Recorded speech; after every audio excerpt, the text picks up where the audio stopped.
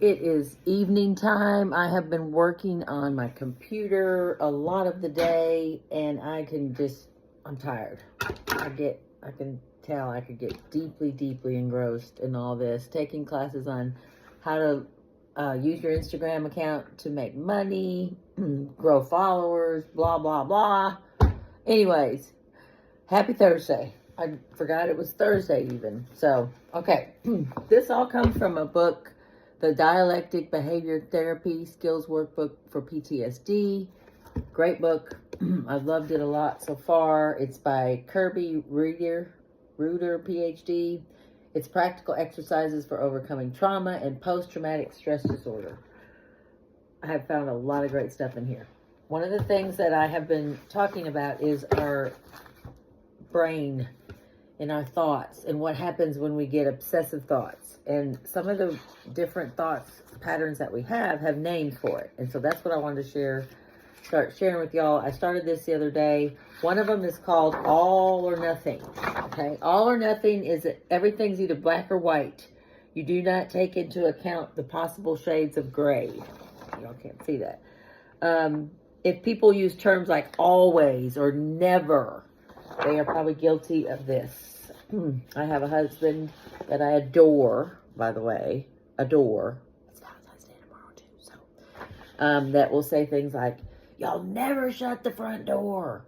Or, the lights are always on every time I come home. And so he has probably a bad habit of all or nothing thinking. Because there's definitely, like, I was an assistant principal at one point in my life, and assistant principals do discipline. And discipline is where I got to where I would not take all or nothing. Like, I would say, I want the facts. I want the actual numbers. I want the statistics.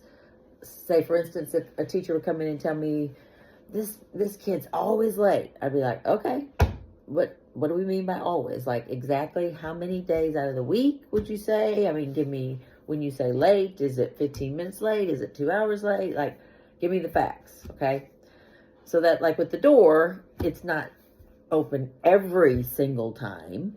Maybe, 8 out of 10 or something like that. But tell me 8 out of 10. Don't tell me every. That's the whole concept there.